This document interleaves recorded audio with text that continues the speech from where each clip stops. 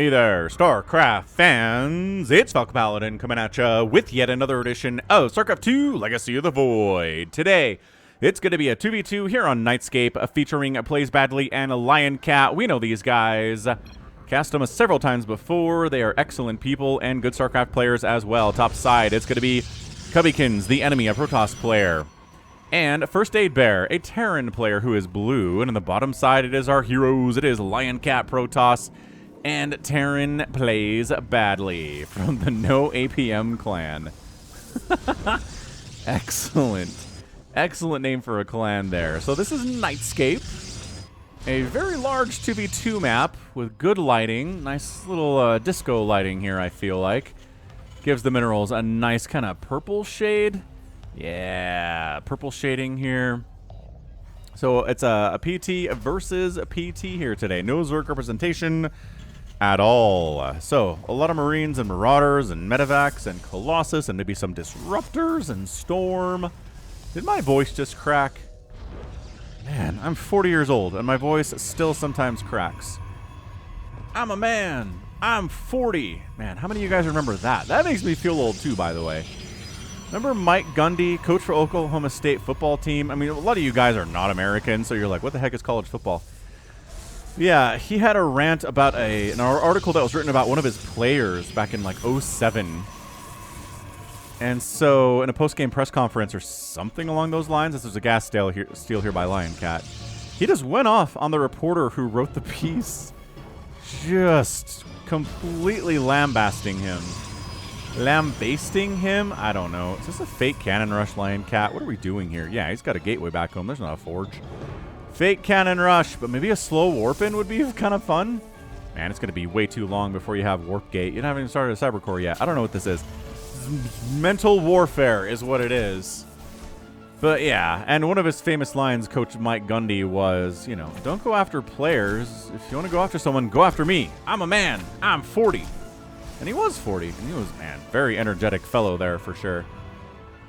Yeah, just standing up for his player. I mean, I don't know the whole story about what he was so mad about, what exactly was printed in the newspaper that he was, like, super upset about. But, yeah, he just went after that reporter. He, like, called the editor garbage for allowing it to go to print. Like, insane stuff. Reaper out from FirstAidBear. Guess we'll give them a name. This is from Joseph Atwell. The inevitable decline in writing quality. It doesn't matter how good things are at the start. Eventually, all the good ideas in writing run dry. The writer has to pull ever more desperate and nothing ideas to keep the dim flame going, eventually going self-referential because everything else has been done. Yeah, Joseph Atwell has been giving me Reaper names for years. Like, I want to say at least 6 years, maybe longer. I've been doing Reaper names for a very long time, and that's Joseph Atwell's been there, like, I feel like since the beginning.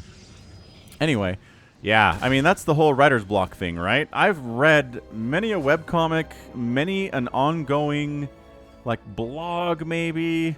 Usually webcomics, though, right? Webcomic artists and authors, dude, that Reaper did okay. So, inevitable decline in writing quality just died to a slow zealot. This is a Midrank Madness game, by the way, in case you were curious about this. This is definitely mid-rank stuff, if the death of that Reaper by that Zealot didn't tell you enough. Send your replays to Sniper Monkey at the email address in the description if you want me to cast your mid-rank madness game. Make sure it's gold, platinum, or diamond, and it's fun. In some way, okay? Okay. Anyway, yeah, I love this from PlaysBadly. Gonna take this little secret gold base down here. Where was I? What is my train of thought here? Crap, what was I talking about? Oh, yeah, webcomic authors. Yeah, if a webcomic goes on long enough, eventually they will do at least one comic about writer's block. And how hard it is to come up with ideas consistently. And it's like, yes, you are correct, good sir. But you know what's not fun to read about is how you don't have any ideas. I'm not attacking you, Joseph Atwell. I get it. Like, you're allowed to do this once, but let's not turn it into a thing. There is a specific comic artist. What is his name? KJ or something like that. I have to remember. But yeah, really funny stuff. Outlandish, out there ideas. The art style wasn't like the prettiest stuff, but it just was kind of visceral and spoke to you. FirstAidBear's taking his gold base, but he knocked down the rocks to get here. He's doing it the old-fashioned way. But dude, he got to a point like 5 years into his run where it felt like every week there was at least one comic strip that he posted that was like, I don't have any ideas. And it's like, look, man, you can take a day off. Okay, there's no shame in that. FirstAidBear, by the way, is getting battle cruisers. I don't think we mentioned that previously, but definitely making battle cruisers. What's our guy lioncat up to? Stalker. Stalkers are good against battle cruisers. PlaysBadly is going for mech upgrade. So he's going to mech it here too. I guess battle cruisers counts as mech. Yeah, it definitely does. Kind of its own thing though, right? Oh, by battle cruisers, I mean they're already here. Oh, that's a terrible feeling, man. Absolutely terrible feeling there. When a battle cruiser shows up at a base that you can't protect because you intentionally lifted off and landed in a walled area, but guess what can fly? Battle cruisers. Oh, he was proxying the starports down here. What a crazy person. Oh, lioncat. I was like, definitely gateway stuff. No, it was sending in an absolute bunch of oracles here to shut down all the mining for FirstAidBear entirely in his main base. Oh, I don't know about sniping the fusion core, but maybe you have enough DP. No, you do not. Stalkers, no. Okay, oracles died. This is something to behold here, but yeah, like every other strip, I don't have any ideas. And like, look, Bill Watterson is one of the more creative geniuses the world has ever known. He did Calvin and Hobbes, the comic strip. He ran it for about 10 years and then stopped forever. He just stopped. He never went back to that well. He never tried to come up with more ideas for it. He considered it done. And while he was making the comic strip, he took several sabbaticals. He was just like, I'm out. Did a mothership just pop? Is that what that sound was? Did I just hear a mothership? Or am I hallucinating? Okay, there's not a mothership out here. But yeah, man, he was just like, all right, editors and publishers of newspapers across the country, I am not going to make any new content for 6 months. Deal with it. Make reruns. And they were like, okay, I guess. And they didn't want to do it, but Calvin and Hobbes was so wildly successful that they let him do it. I think it was like 3 times in 10 years. He took a 6-month sabbatical. And he would come back ready to go with new ideas, and it worked for him. And then eventually he's like, I'm done. So what I'm trying to say is there's always a limit to creativity. Every person, right? Every person has a limit to their creativity. Nobody. I don't care who it is. I don't care who you are. Nobody is capable of churning out high-level, quality, creative product every day. Oh, battle cruiser gets out of there with 14 HP. The Thor anti-air attack on that single target is such good damage. Yeah, making Thors against battle cruisers is good. In case you didn't know that. Cubbykins shows up. Cubbykins, rather. With a bunch of stalkers and wipes out a bunch of probes here from lioncat. I think he's got more stalkers than lioncat does. This is not great, but there are, blinking into it to snipe down. Okay. Ah, Yamato's the Thor on the backside. FirstAidBear. Sometimes you just have more stalkers than the other guy does, and you sort of just win. Dude, kill that shield battery. Kill the shield battery. Focus, or fine. Depower the shield battery. That's fine, too. PlaysBadly. Just not allowed to have a second base here at all. FirstAidBear is expanding over here because he's hilarious. Stalker versus Stalker. On this lighting, they both kind of look purple to me, but I guess it's pink versus purple. In this lighting, I don't know about this from lioncat and PlaysBadly. Lioncat's at 27 total supply. I think this might be just be your GG, lads. Battle cruiser. 5 kills on that one. 21 kills on the other one. But lioncat, defender's advantage. Is Cubbykins attacking the Nexus?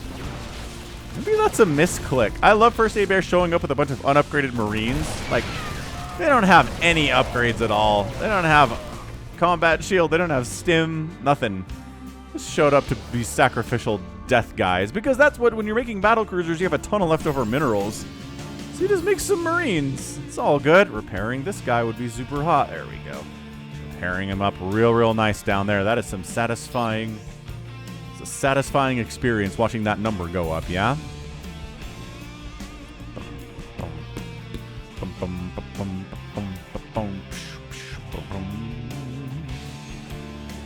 Boom, boom, boom, boom, boom, boom. This is some scrappy stuff, but I do worry about the amount of economy Team North has right now. FirstAidBear's on 3 bases. Our dude, Cubbykins is on 3 bases. And yes, PlaysBadly's on 3 bases. But it's only 2 bases from lioncat. And PlaysBadly doesn't have a ton of workers, I'm imagining, either at this stage. He's got 54. Like, way more than I thought. And look at him. Retaking the gold base, too. Very brave, considering, you know, there are a bunch of battle cruisers parked right across. Do they know these are here? Yes. They do now. Look at this. And Cubbykins is like, ooh, oracles are good units. Yeah. It's just not a great idea to try to expand here. It's way too close to that proxy location. Oracles, oh, while the stalkers are worried about the other stuff, and by that I mean the battle cruisers, the oracles come in and snipe every single probe that was remaining here at lioncat's main base. They're going after this natural base that PlaysBadly too. Oh my gosh. Thors trying to save the day, and they do. They're going to save a lot of SCV lives here. The Thors are the answer to the battle cruisers and going to do pretty well against the oracles as well. Stalkers bounce back in. So sure, PlaysBadly cannot really expand here for as much as he wants to anymore, but that's okay. Cubbykins is back with more stalkers. Cubbykins has 1/1/1 upgrades on these stalkers, and that is something lioncat does not have. So upgrade advantage here. But the Thors are making it. Dude, bring the battle cruisers into this fight. Wow. Okay. Who needs an upgrade advantage when... Dude, Yamato down the commands. Just Yamato it. Oh, gosh. No repair. Dies from fire. Never a good thing when that happens. So at this point, what you need to do is come into barely Yamato range of these Thors. Yamato them all to death. And then maybe this will work out for you in the long run. Ooh, DT blinks on the way from Cubbykins. That's a ton of fun. But, yep, and the DTs get totally spotted thanks to an observer here from lioncat, and they, like, try to kill a stalker, but can't. There we go. They get one. That's pretty neat. More, look at this scanning. Good teamwork here. PlaysBadly supporting lioncat. Awesome. Accidentally scouting observers with that scan, too. Fleet beacon on the way here from Cubbykins.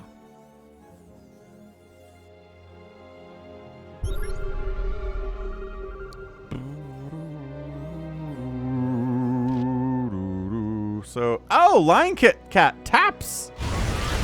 What it? Okay, well, he's like, I can't get a third base. My economy's in the toilet. So he taps, but man, these Thors are getting some serious work done on these BCs. Because that's what they do. So, it's the PlaysBadly game. I don't know if lioncat disconnected or rage quit there. I don't know. He's going to have to come in the comments and tell us what happened. But this is now PlaysBadly sticking around. Yeah, you can't out DPS Thors, man. Once they were given that single target attack for anti-air, it's just big chunks, and that's it. Game 1 of our sneaky twofer is over as PlaysBadly taps out. Army value there at the end of the game is, yeah, it's a lot. It's like 5,000 here for FirstAidBear. PlaysBadly's around 3,000. There's not a lot going on from Cubbykins either, but lioncat is gone. Bad times, and he decides to tap out. So that's game 1 of our sneaky twofer. So let's see here. I guess the enemy. Cubbykins and FirstAidBear will get a 1 next to their name. Like, props to PlaysBadly and lioncat for sending in a loss today. That's very cool stuff. And yeah, if you want me to cast your Midrank Madness game, send it to Sniper Monkey at the email address in the description with the subject of Midrank Madness. He'll watch it, I guarantee. He loves screening. He loves watching replays that are sent in and giving me his thoughts and letting me know which ones are best, okay? Okay, so game 2 coming soon. And by that, I mean in like 2 seconds. Game 2 of our sneaky twofer is here on Nightscape. Let's fix that score. Cubbykins and FirstAidBear have 1 game over PlaysBadly and lioncat. Can they even it up? In our sneaky twofer, let's find out. Top side, it's going to be our team lioncat and PlaysBadly, Protoss Terran, and oh, Protoss here for FirstAidBear and Cubbykins. FirstAidBear switched to Protoss from Terran, so no battle cruisers from the enemy team here. Mr. PlaysBadly and lioncat. Hope you guys are doing well. Thanks for sending me that replay. It was very, very interesting, man. Woof. Proxy battle cruisers. I'm going to try that. Going to have to try that in a team game someday. What else is going on? Some of you guys watch the NBA, right? So I just finished up watching Heat versus Celtics. Game. Ooh, FirstAidBear. Is he going for a cannon rush? He is, but that's totally spotted, so that's probably not going to work out. Yeah, I don't know about this. But yeah, the Heat went up 2-0 in the conference finals against the Celtics. The Heat had the worst record of anybody in the history of the NBA to make the conference finals. And I just found this Reddit comment very funny on the thread about the game. It said, Heat are the biggest frauds. They disguise themselves as a mid-team all year long. And it's like, yeah, they sure did. All right, so this cannon rush is not getting shut down despite getting immediately scouted. So, FirstAidBear. Oh, and Cubbykins. So it's a double cannon rush.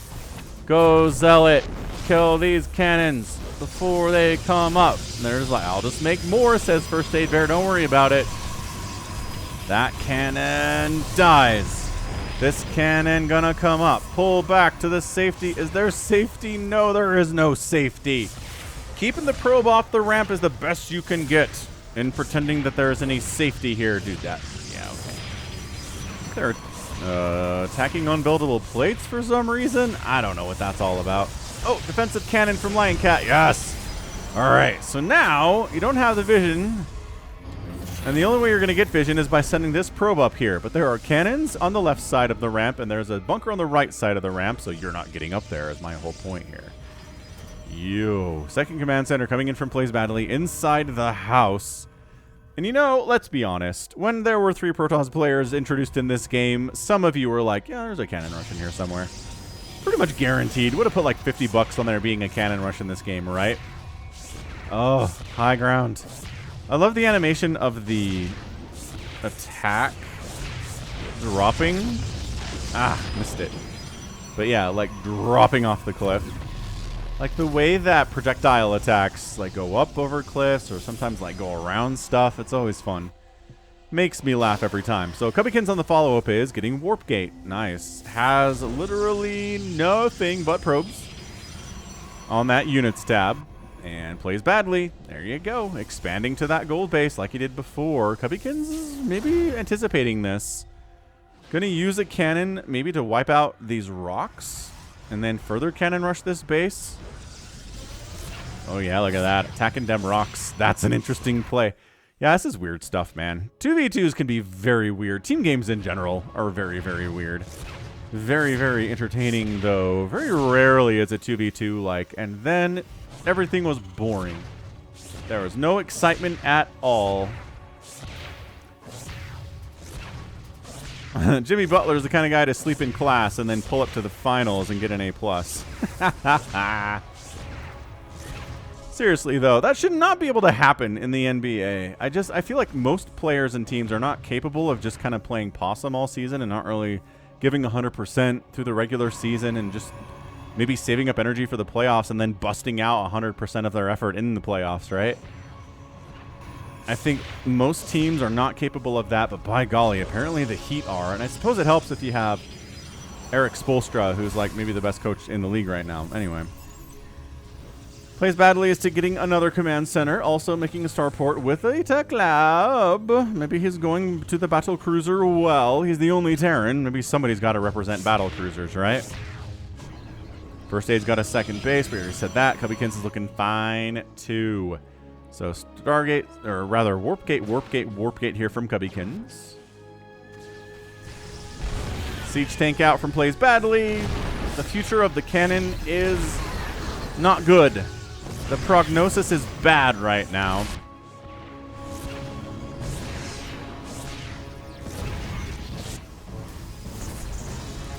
Yeah, personally, I'm glad to see the Heat do this to the Celtics, just because Celtics already have like 17 rings as an organization, which is, I mean, tied for the most all-time in the NBA, which is dumb. I mean, I guess some Celtics fans I've heard say that the Lakers shouldn't count the rings they got when they were the Minneapolis, Minnesota Lakers back in like the 60s, which I guess I can understand that argument. Anyway, they have a ton of rings. So Celtics not getting another ring is okay by me.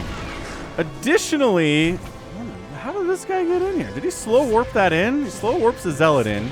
Makes them run past these cannons. Oh, the humanity! The gauntlet is real! But yeah. The other reason I don't like the Celtics is because they totally fleeced Mikhail Prokhorov, who was the owner of the Brooklyn Nets back in the mid-2010s. He's like a Russian billionaire, buys the Nets, immediately wants to make a big swing, and it trades Danny Ainge, all of Danny's old players, for a ton of draft picks for the Nets. And like Kevin Garnett and Paul Pierce were old, and they were not very good anymore. And as a result, yeah, the Nets never did anything with those guys. They pretty much flamed out after one season. All of the draft picks that the Celtics got were incredibly high, and they drafted Jason Tatum and Jaylen Brown, and they've been set ever since. This, like, it was an incredibly unfair trade, and, like, everybody in the league was like, dude, come on, Prokhorov. And, like, Prokhorov, I think he might have just been so embarrassed by this that he sold the team? How long did it take him to do that? You guys are here for NBA facts, right?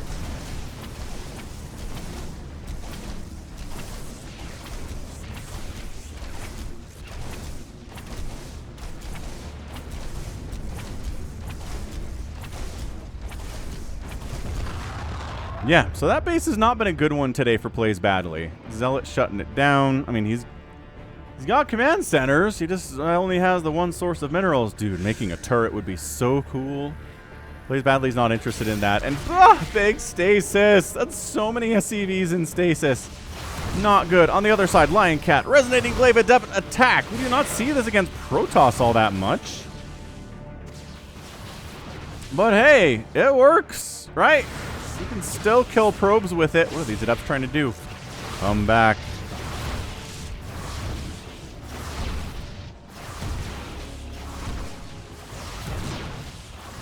Yeah, alright. So these adepts are getting some kills, but also getting wiped out by stalkers, which is kind of what they do, I guess.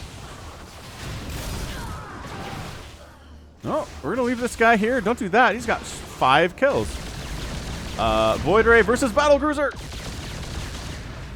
Yeah, the Battlecruisers that PlaysBadly are here now. That Oracle gets wiped out. Finally, these guys will come out of stasis.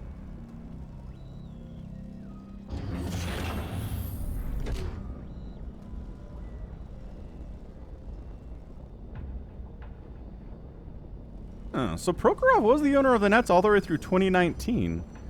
He sold his remaining 51% of the Nets to... Oh. Right. Okay. So, yeah. Stuck around till 2019, I guess. Never really did anything with them. The Nets didn't have much success throughout those years at all. So, third base here from a FirstAidBear. Third base landing from PlaysBadly. If we're considering the second base over here, which we theoretically could, except you need something to get rid of the Zealot, I suppose. This little proxy Stargate here from FirstAidBear. Tricky stuff, man. SCV's fighting a Zealot. Never a great battle, but got him in the end.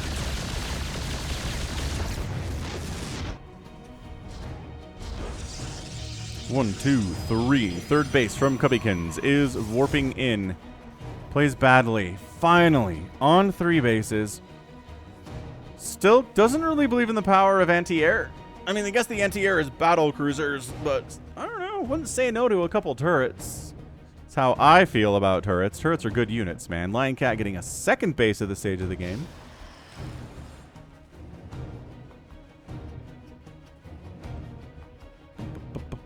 And Cubbykins is now proxying Tempests over here. So cool. I'm down. I guess that's where the Oracles came from, and now it's going to be Tempests. So, like, proxy Stargate stuff is fun times for everyone. FirstAidBear. I wonder if these... You know, these guys must have just run into each other on the ladder, like, twice. Maybe even twice in a row, because the red-blue teal purple thing indicates that's the case. That's kind of fun. Tectonic Destabilizers on the way from Cubbykins does extra damage to buildings. Doesn't help against battle cruisers, but already intended to do well against battle cruisers anyway because of their extra damage versus massive type units, which battle cruisers are. So yeah, PlaysBadly's like, no turrets, man. No turrets. If an Oracle wants to come in here and wipe out this SCV line, so be it. It is fated, he says. I will not challenge the fates. And like, I don't know, I just feel like maybe you should. See, battle cruisers are the anti-air here, but not after, oh my golly, that entire mineral line gets obliterated. That's 32 SCVs that have died today. 32! It's like, okay, there's got to be something over here with that ping was all about. Oh, no, they did scout it. Somebody scouted it. So 3 Tempests versus 2 BCs, especially if the BCs are not attacking the Tempests. Then the Tempest should totally win. Yeah, big, just big. Look at the big chunks of damage they're doing here. They do big chunks of damage, and they get bonus. So, bam. So that's a dead BC. That's a dead BC. This one, okay. All right. 1v1 battle here. Gonna call down mules for repair on the battlefield. Gonna keep this BC alive, and he wins the battle. Nice, dude. 2 kills, and that's 2 Tempests. Lioncat's bringing some Zealots over here, too, to wipe this out. Cool. FirstAidBear's got a 4th base, which is not super great for Team North here, for our heroes. You know, I gotta say, it's well within both PlaysBadly and Lioncat's egos to send me in 2 losses. Because they're both just chill dudes. Their egos are not out of control. Little Zealot attack over here. Tries to get something done against Cubbykins. Not really. Stalkers from Cubbykins. I mean, saving one of the proxy stargates, but I'm not sure that's going to be used ever again. FirstAidBear hanging out down this way. And there's a command center flying over here who does not know that he's going to die.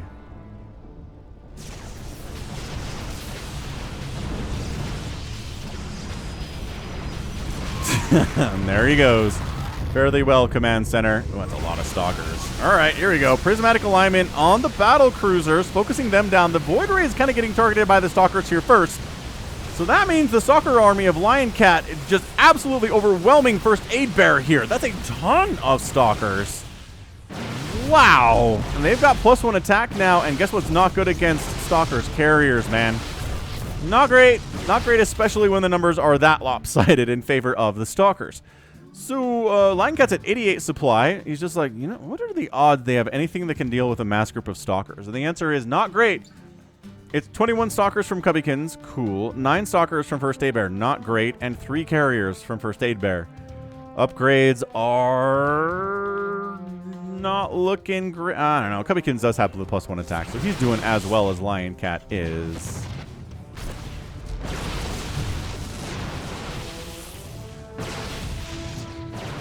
Yeah, do not. Why would you engage with these stalkers?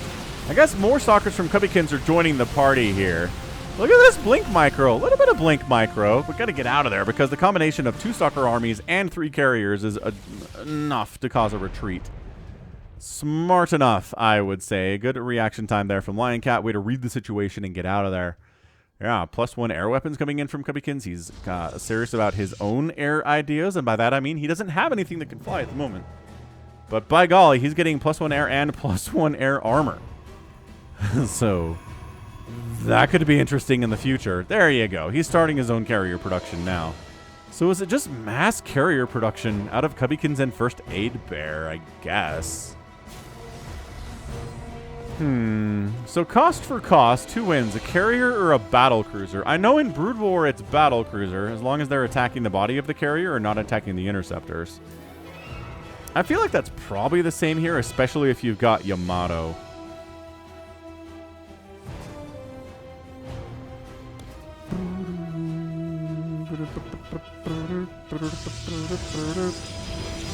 High-sec auto-tracking on the way. Oh, PlaysBadly is getting high-sec auto-tracking for the...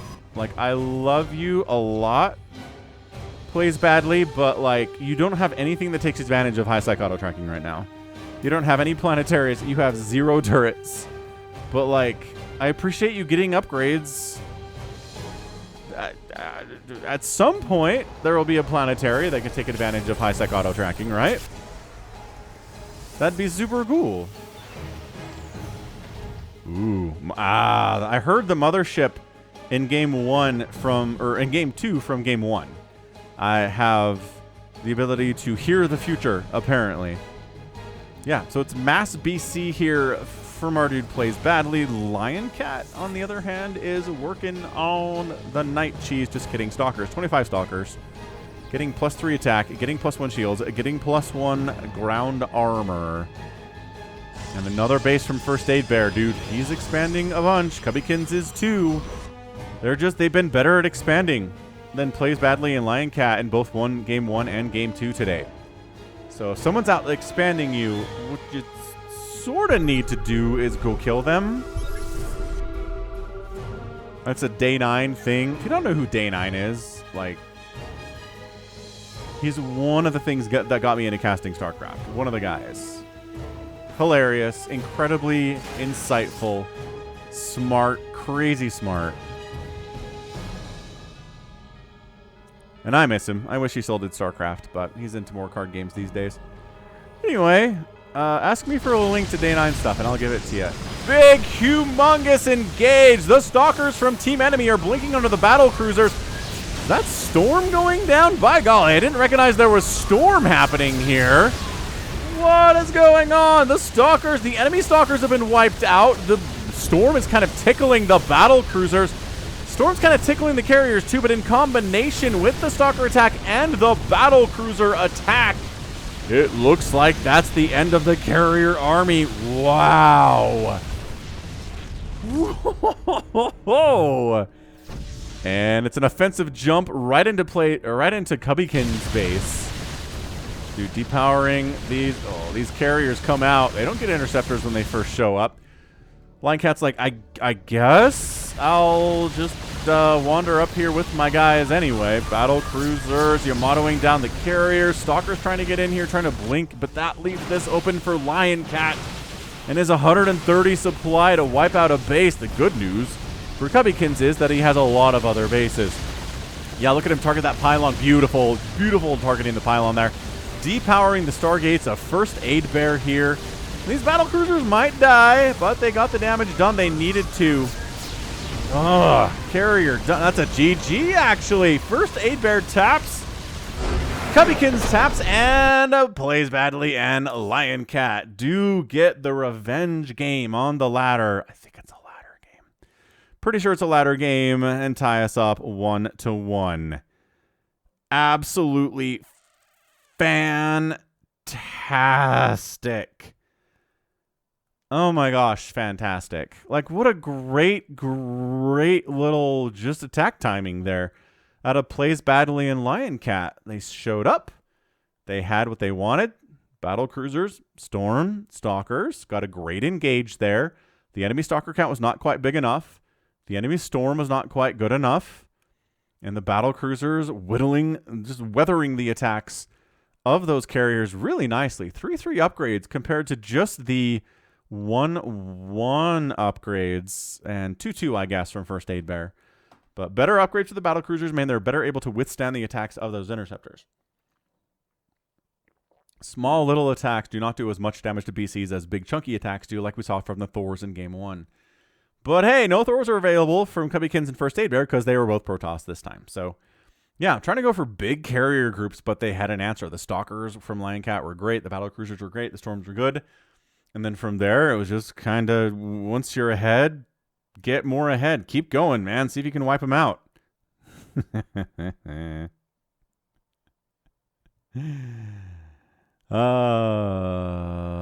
was good. That was just a truly, truly, truly fun little twofer there. And that's going to be it for me today. So this has been Falcon Paladin coming at you with yet another edition of StarCraft 2 Legacy of the Void. Go ahead, hit that like button, hit that subscribe if you like what you saw and what you heard today. You can also catch me on Twitter, Facebook, Patreon, and Twitch, all at /Falcon Paladin.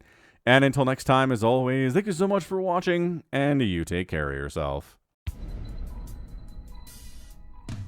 Broken and ashamed,